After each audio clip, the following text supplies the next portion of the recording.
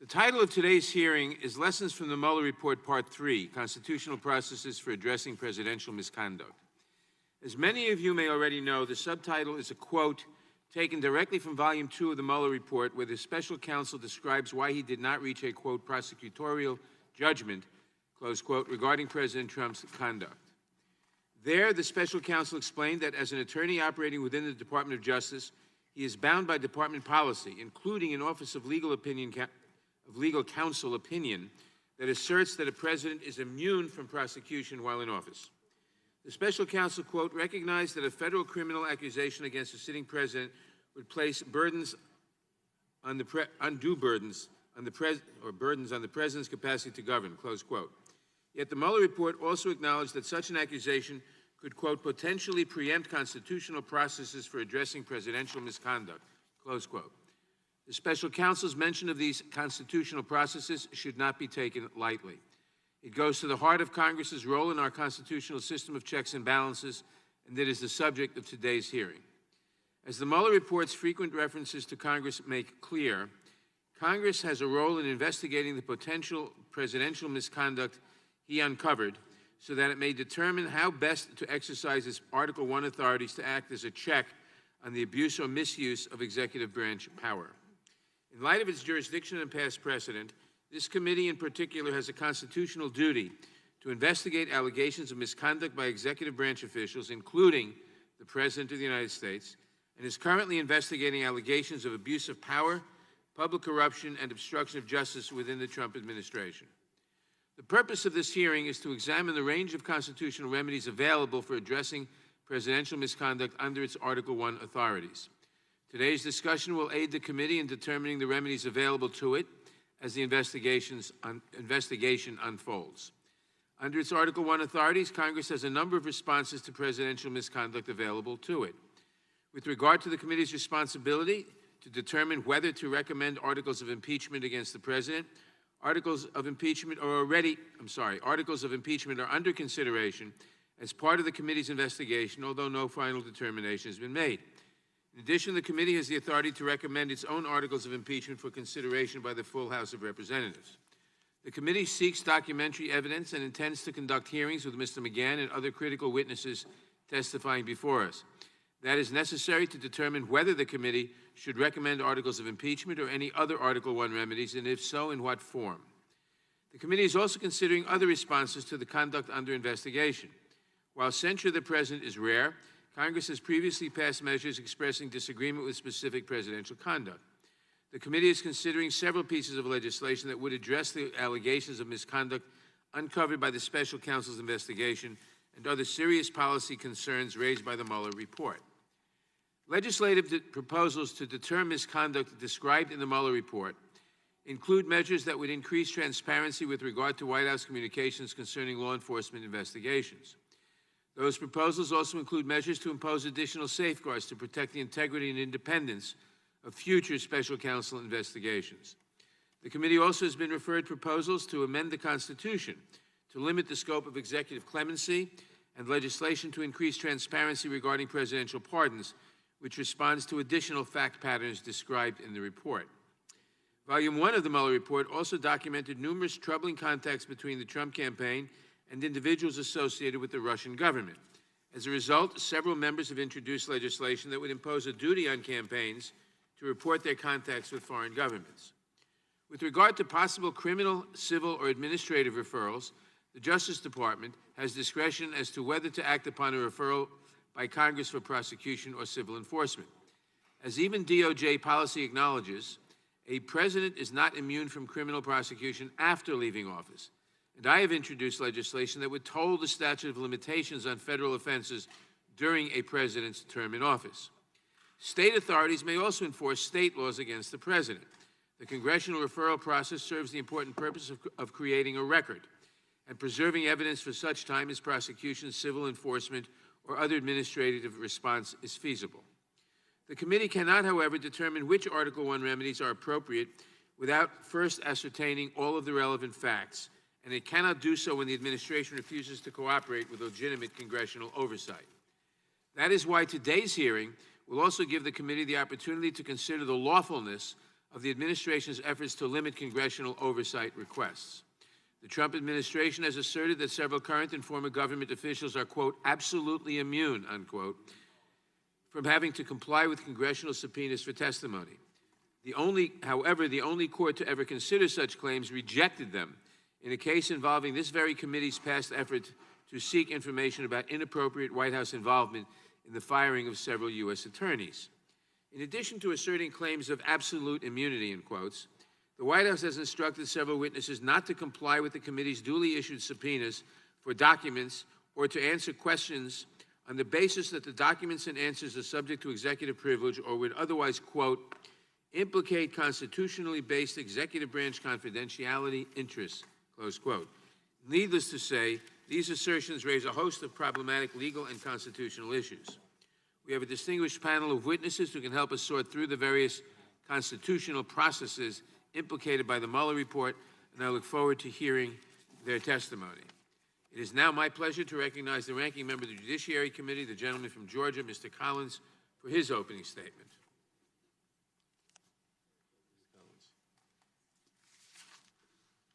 Thank you, Mr. Chairman.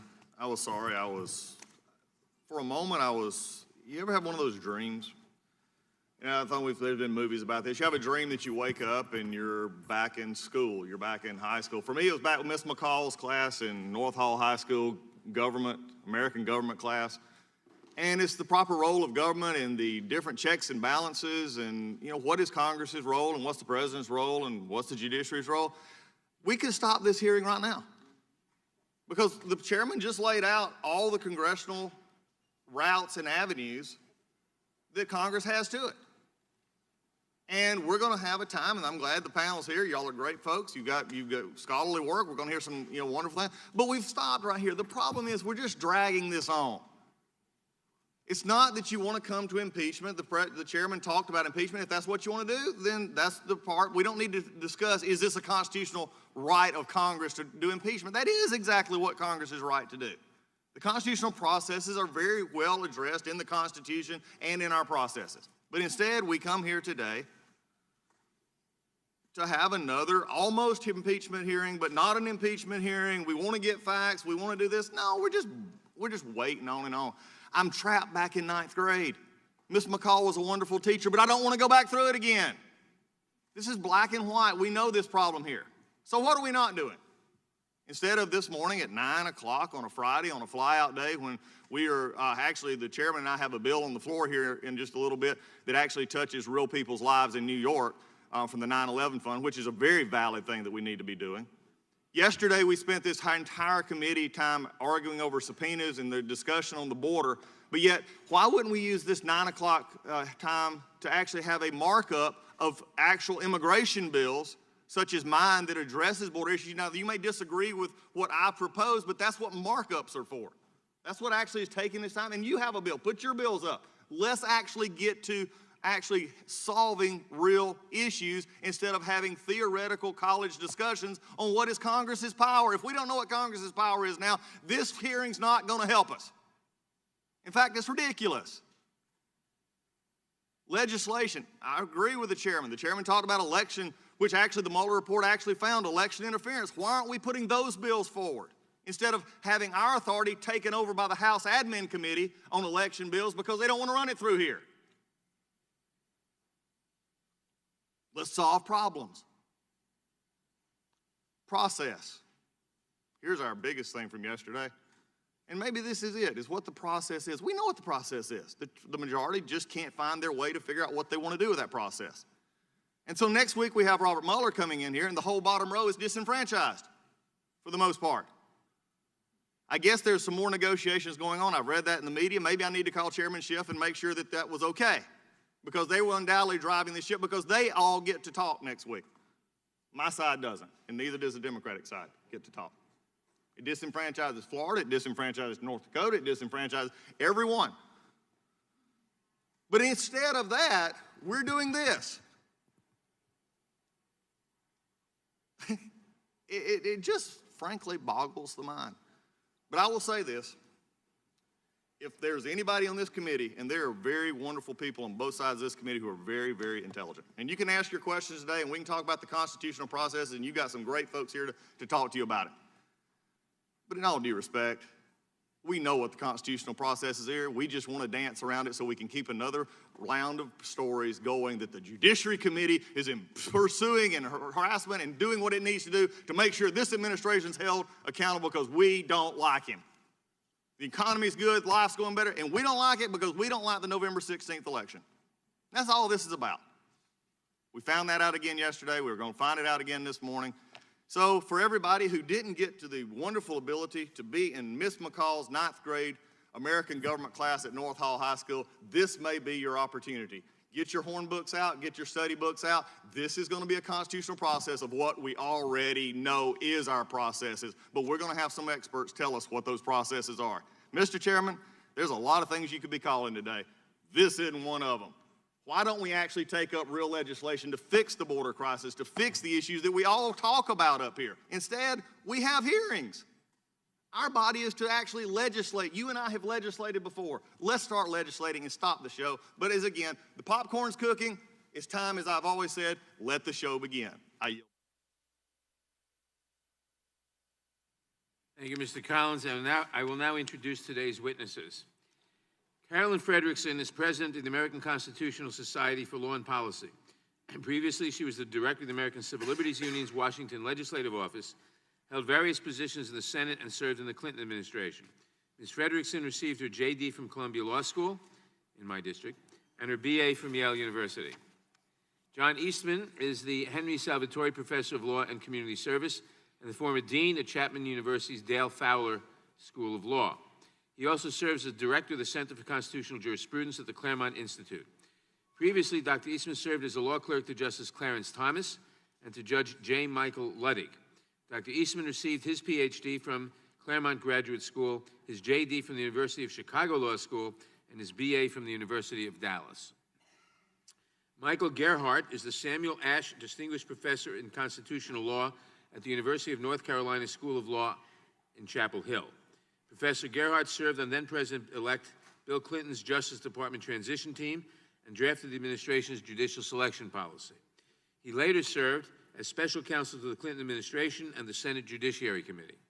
Professor Gerhardt received his JD from the University of Chicago Law School, his MS from the London School of Economics, and his BA from Yale University. We welcome our distinguished witnesses, and we thank you for participating in today's hearing. Now, if you'd please rise, I'll begin by swearing you in. Would you raise your right hands? Do you swear or affirm under penalty of perjury the testimony you're about to give is true and correct to the best of your knowledge, information, and belief? So help you God. Thank you. Let the record show the witnesses answered in the affirmative, and thank you, and please be seated. Please note that your written statements will be entered into the record in its entirety. Accordingly, I ask that you summarize your testimony in 5 minutes. To help you stay within that time, there's a timing light on your table. When the light switches from green to yellow, you have 1 minute to conclude your testimony. When the light turns red, it signals your 5 minutes have expired. Mr. Frederickson, you may begin. Ms. Frederickson, I'm sorry, you may begin. Good morning. Thank you, Mr. Chairman. My name is Caroline Frederickson. I'm the president of the American Constitution Society. ACS has worked to promote informed public evaluation of the investigations into Russian interference in the 2016 election. It is with this background that I'm pleased to testify on the constitutional processes for addressing presidential misconduct. The final report issued by Special Counsel Robert Mueller on Russian interference in the 2016 election reached several chilling conclusions. Russia conducted wide-ranging attacks on our nation's election system. The Trump campaign had multiple contacts with Russian nationals and did not report these interactions to U.S. authorities. And there's substantial evidence that President Trump repeatedly attempted to thwart the investigation, including through his unheeded request to the White House counsel to fire the special counsel, create a false paper trail, and make public misrepresentations regarding this incident. To say these findings are troubling is an understatement. It is Congress's constitutional duty to respond. Close examination of how Russia executed these interference strategies is necessary to inform this committee and other committees of jurisdiction how to best tailor a wide range of legislative initiatives on subjects from electronic data protections to the provision of additional funding or resources for U.S. agencies responsible for monitoring and investigating foreign interference, to the integrity of special counsel inquiries, to ensuring limits on political interference with Department of Justice decision-making. Although congressional oversight might eventually lead to impeachment, it does not have to do so. The Supreme Court has long held that Congress's oversight authorities are inherent in the Article I legislative powers. These authorities are broad and encompass matters including, quote, the administration of existing laws, proposed or possibly needed statutes, and probes to expose corruption, inefficiency, and waste. Indeed, the court has emphasized that oversight is essential to the conduct of government.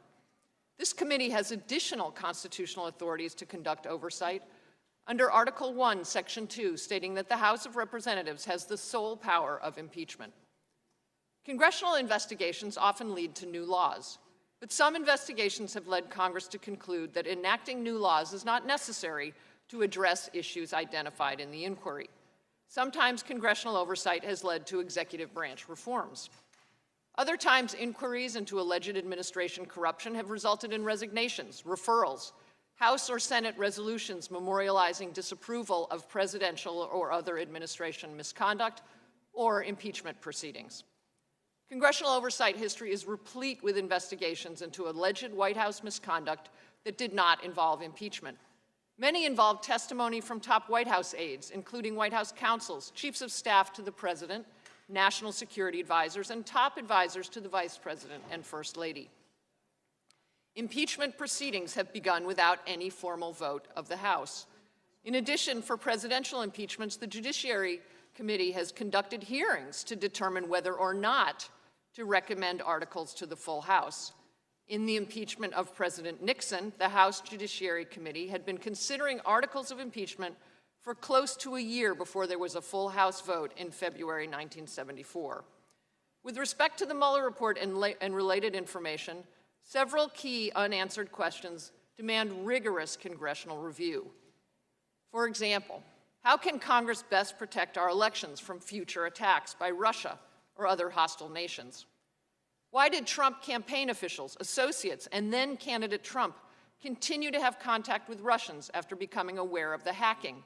Why did some lie to investigators about these contacts? And why did they suggest publicly that Trump, quote, had nothing to do with Russia?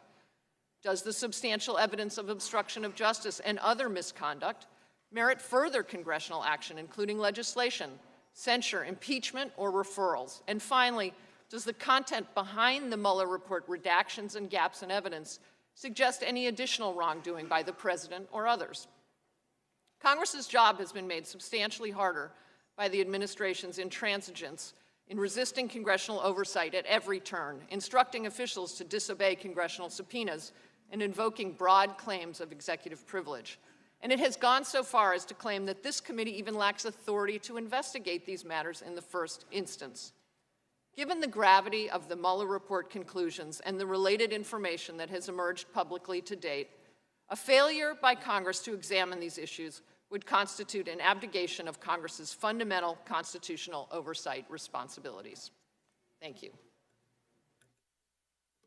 Thank you. Dr. Eastman? You speak into the mic, please. Sorry, thank you, Chairman Nadler and members of the committee. I'm delighted to be here to participate in this hearing. But before turning to the substance of my remarks and addressing the precise question you've posed, I think it's important to take issue with the underlying assumption of the hearing contained in the full title of this hearing. By tying the question of presidential misconduct to the Mueller report, you imply that the Mueller report identified presidential misconduct that should trigger whatever constitutional processes might be available. As a factual matter, I could not disagree more, for I do not find anything in that report even remotely rising to the level that would trigger the one constitutional path designed to address presidential misconduct, and that's impeachment. I should also note that this is not the first time the Congressional Judiciary Committee has considered this question. In 1998, the Senate Judiciary Committee's Subcommittee on the Constitution held a hearing on impeachment or indictment. I commend the proceedings of that hearing to your attention, particularly the extremely persuasive testimony and submitted scholarly work of Yale law professor Akhil Amar. The conclusion he reached then is the same one I reach now, and it is the same one that has been reached by the Office of Legal Counsel in both Democrat and Republican administrations spanning nearly a half a century. Because of the unique role the Constitution assigns to the office of president, a sitting president cannot be indicted. That does not place the president above the law, as some have claimed, but it does recognize that the sole remedy envisioned by the Constitution for illegal conduct by a president while he is president is the impeachment process outlined in Article 1, Section 3. As Professor Omar so aptly put it, the grand jury in such a case is the House, the indictment is the articles of impeachment, and the Senate is the petit jury. I won't go through the conclusions of those two OLC reports other than to very quickly summarize them. The notion that the president can be himself a criminal defendant in a federal prosecution would put him on both sides of the criminal prosecution. He is, after all, the chief executive of the nation, responsible for the prosecutorial function of the federal government. It's also true that he has unique official duties that no one else in the government has, most of which, as the OLC report in 2000 under the Clinton administration acknowledged, most of which cannot be exercised by anybody else. That strongly counseled them, both OLCs, to conclude that the president could not only not be tried or incarcerated if convicted, but not even indicted, because it would amount to such a fundamental intrusion on his executive duties and therefore impact greatly the entire nation. But there's a third thing that the OLC report in 2000 offered that I think is even more dispositive. The president's role as guardian and executor of the 4-year popular mandate expressed in the most recent balloting for the presidency. To allow a single prosecutor or a single grand jury, regionally drawn in some place in the country, the ability to incapacitate a president who had been chosen through a national election by the people, by the whole people of the United States, is really contrary to our basic system of government. That's why the OLC concluded the decision to terminate the mandate is more fittingly handled by the Congress than by a jury. And I think I want to close by looking at those OLC reports.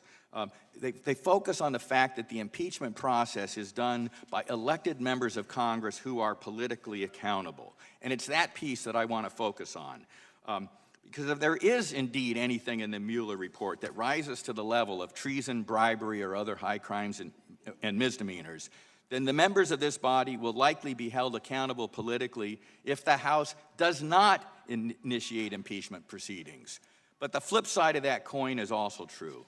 If, as I believe is clearly the case, nothing identified in the Mueller report remotely rises to that level, then the members of this body who continue to pursue impeachment investigations and even formal impeachment proceedings that manifestly appear to the public to be an attempt to distract the president from the performance of his constitutional duties, or worse, to negate the results of the 2000 election, then they too should be and likely will be held politically accountable. That's why the Constitution assigns this awesome oversight authority to this body, but it comes with the political accountability that flows from that. We can get into the question and answer about the specific instances, but I think that the various instances that are alleged for obstruction of justice or Russia collusion pale in comparison to some of the things we know occurred by the prior administration. And it's that level of comparison that I think the American people will ultimately choose to make as the political accountability for this committee and every member of the House of Representatives as they continue to pursue these things. Thank you for your attention. Thank you. Professor Gerhardt? Thank you, Mr. Chairman. It's an honor to be here today, an honor to participate in today's hearings, and to be a part of an important discussion about constitutional processes for presidential misconduct. A good place to begin our discussion, I believe, is with the Supreme Court's decision in Nixon versus Fitzgerald, a 1982 decision by the Supreme Court that held that the president is immune to civil lawsuits seeking damages based on his official conduct.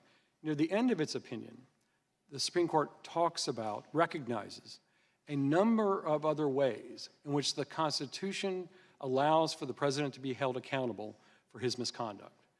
There are formal mechanisms, for example, such as impeachment, such as congressional oversight, such as popular elections. That allows for considerable opportunity and, in fact, legitimacy for this committee and Congress to consider which, if any, possible ways it wants to consider for holding a president accountable for his misconduct. There's long history here, but let me cut to the chase. The first mechanism, congressional oversight, is, of course, of long-standing legitimacy. The Constitution does not require that this House follow any particular procedures in trying to determine whether or not and how it may hold a president accountable for his misconduct. In fact, just the opposite. Article 1, Section 5 of the Constitution vests each body of Congress, the House, the Senate, with the authority to determine its own internal rules of governance. The committee today is doing nothing more than following through in accordance with the House rules. That's all that's happening. It's as simple as that. Besides congressional oversight, there are, as we've recognized, other mechanisms. One of them, of course, is impeachment. I won't dally on that right now, but one thing to recognize about the possibility of impeachment is that the House, and particularly this committee, is fully entitled to consider what evidence there may be on whether a president committed misconduct, but also what other evidence needs to be determined in order to reach a decision about whether or not to proceed further on any particular process relating to presidential misconduct. It's that simple. The Constitution does not require a series of hoops that this committee has to go through in order to make its determinations about what, if anything, to do with presidential misconduct. Just the opposite, as I said. The Constitution vests considerable authority in each chamber to determine its rules of governance, and here the committee is following through on that. Another mechanism we haven't discussed but could is censure. I have long believed that censure is a legitimate option for this committee to consider if and when it encounters or finds that a president or any other official has engaged in misconduct. The authority isn't just derived from the fact the Constitution doesn't disallow censure. The authority is established by long-standing traditions and exercise of power within this body. For example, when Abraham Lincoln was a member of the House of Representatives, he introduced a resolution criticizing President Polk's initiating, in his opinion, the illegal Mexican War. His resolution didn't pass, but he did vote for a resolution that did pass, 8221, holding President Polk accountable for unnecessarily initiating an unlawful war. That's good enough for me. President Lincoln thinks it's good enough for the House. I think it's long-standing authority we can follow. Other mechanisms, of course, involve possible lawsuits. Civil lawsuits based on unofficial misconduct have been recognized in Clinton versus Jones as legitimate, and they may proceed. In addition, of course, there may be the possibility of criminal trials. One thing to understand about the possibility of criminal trials is, as Dr. Eastman just suggested, that there's a long-standing debate on whether or not a sitting president may be subject to criminal process.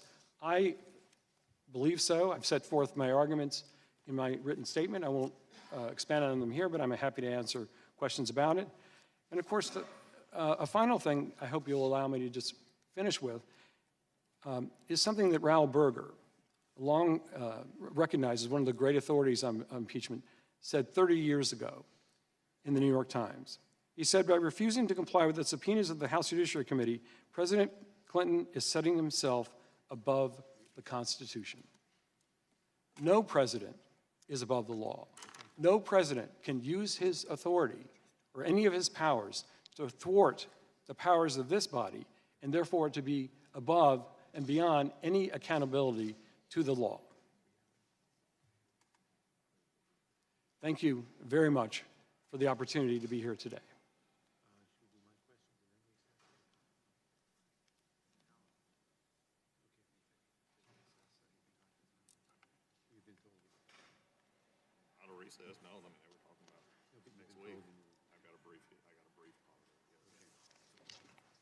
The committee will now stand in recess for 5 minutes, and Democratic members will meet over here, and the Republican members on their side.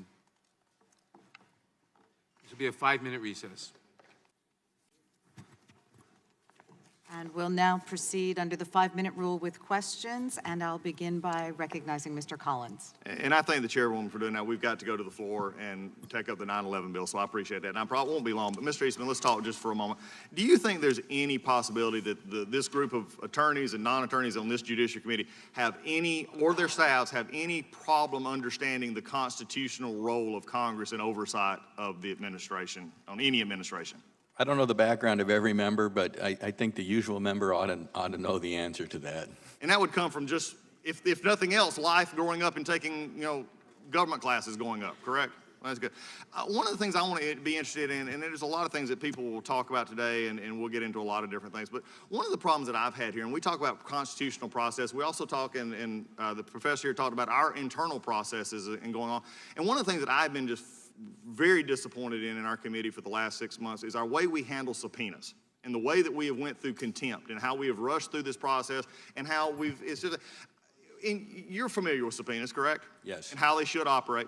Has a subpoena ever been, from a perception that you ever had, would a Black's Law Dictionary of a subpoena say that it is an opening to a dialogue? No. Would it ever be said that a subpoena should be to enhance your standing in court? No. Okay.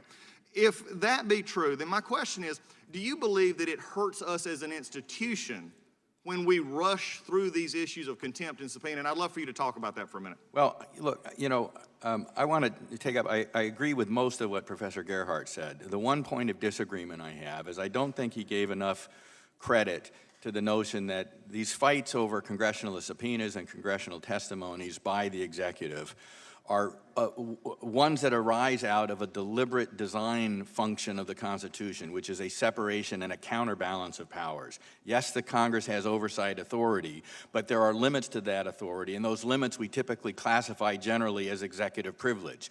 And so most of the fights in our nation's history over the issuance of subpoenas and the testimony of high-ranking executive officials deal with that counterbalancing authority that the executive has. Congress cannot, in its oversight capacity, intrude on the executive functions, including the confidentiality of presidential communications. And I think that's well established as well. And the fight then is over whether this current round of subpoenas and demands for testimony are really designed to intrude on the executive in an unconstitutional way. And I think that's where the conversation has to focus. You talk about conversations and dialogue, and this is one of the things that I've been in Congress, not my life, but the last 6.5 years, and I've noticed the battles that go between both Democrat and Republican administrations in the Hill. This has been going on forever.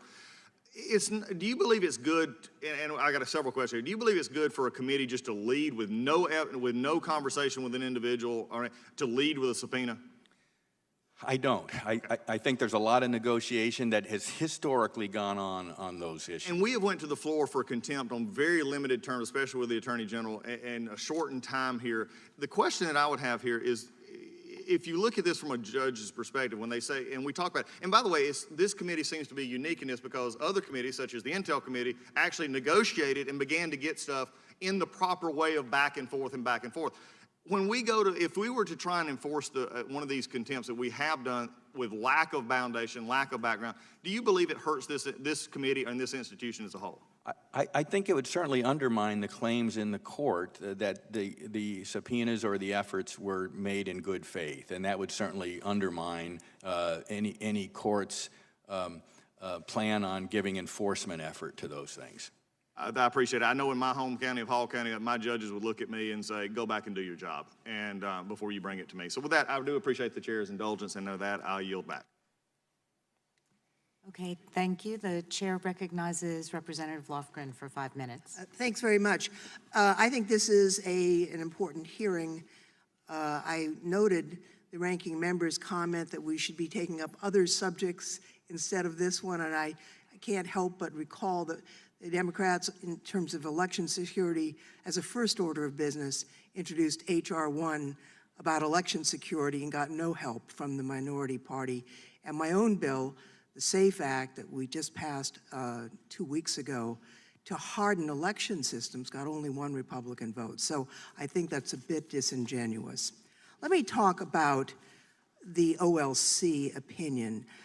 I've been interested in that for some time, and I'm wondering whether Ms. Frederickson or Mr. Gerhardt, you believe that the OLC opinion would cover activities, criminal activities for any president that occurred prior to that president assuming office. For example, Spiro Agnew was left his position for bribery that was engaged in while he was in Maryland before he was vice president. What's your view on that?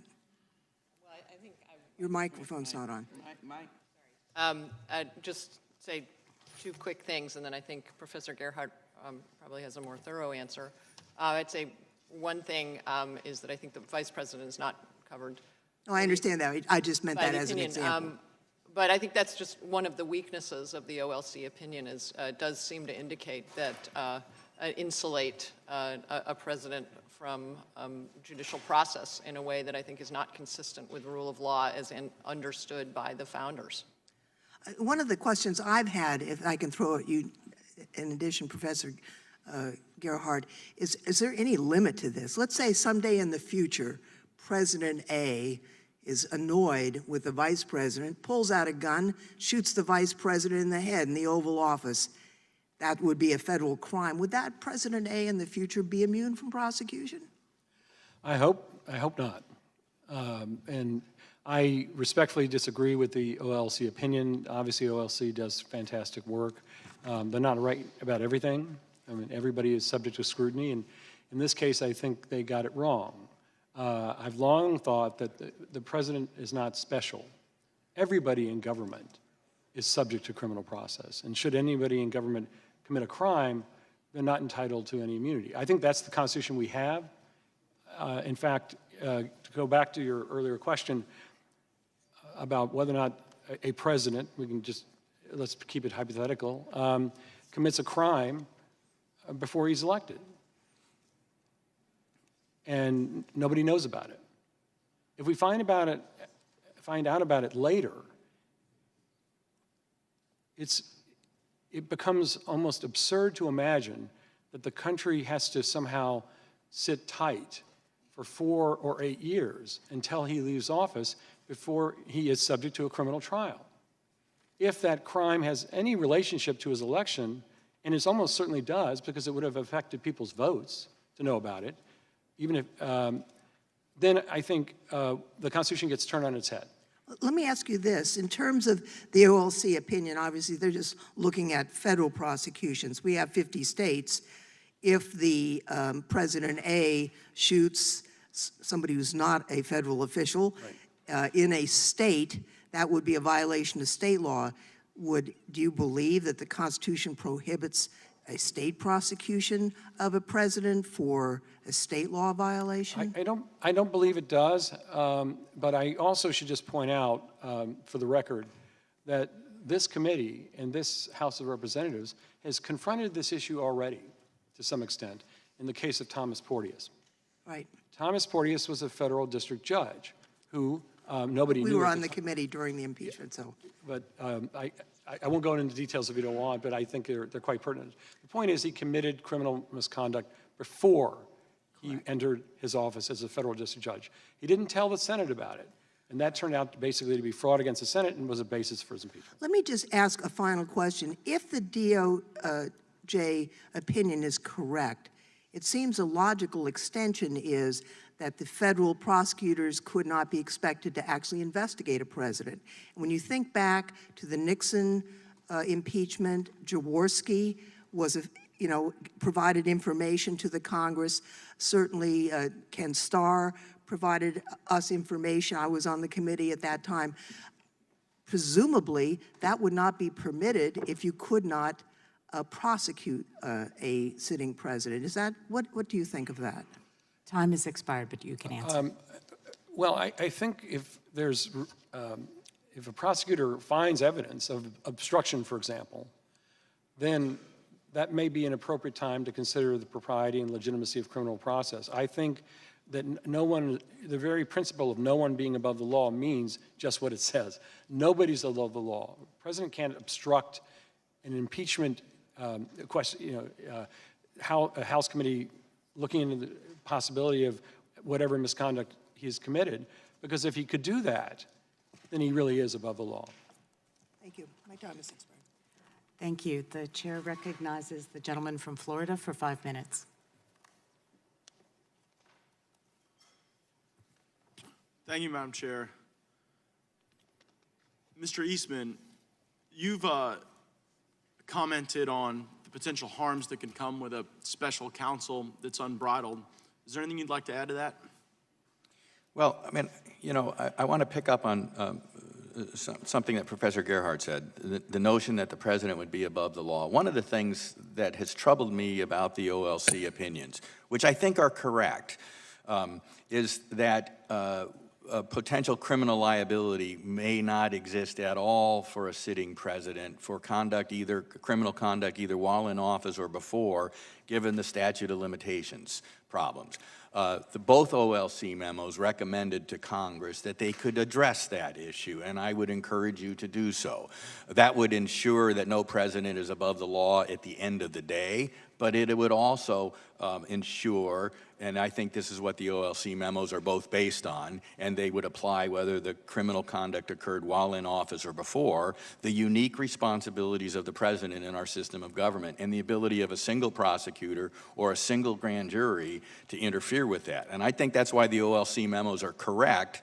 But to remedy the one shortcoming from that, you could address the statute of limitation thing. And I think Chairman Nadler in his opening statement mentioned that that was one of the things that might be worth considering. And I would endorse that. I do think, though, that the reasoning of the OLC memos, implicitly in the first one and explicitly in the second, also extends, although for different, not separation of powers reasons, but for federalism reasons, to state authorities being able to indict the president.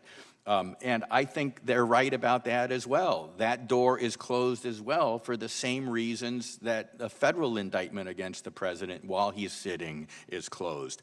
And I think that's right. It's a balancing act. But the balance, given the unique nature of the president's role and the unique nature of his election, the only one, say for the vice president, who's elected nationally, those two things have contributed to this immunity that the OLCs of both sides of the political aisle have recognized, like I said earlier, in over a span of 50 years.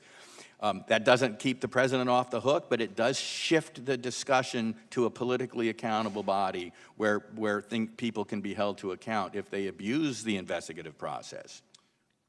You made mention of the president's unique powers and how they interface with an analysis of proper versus improper conduct. And you also make reference to the dealing with Director Comey. Is there anything you'd like to add on that front? Well,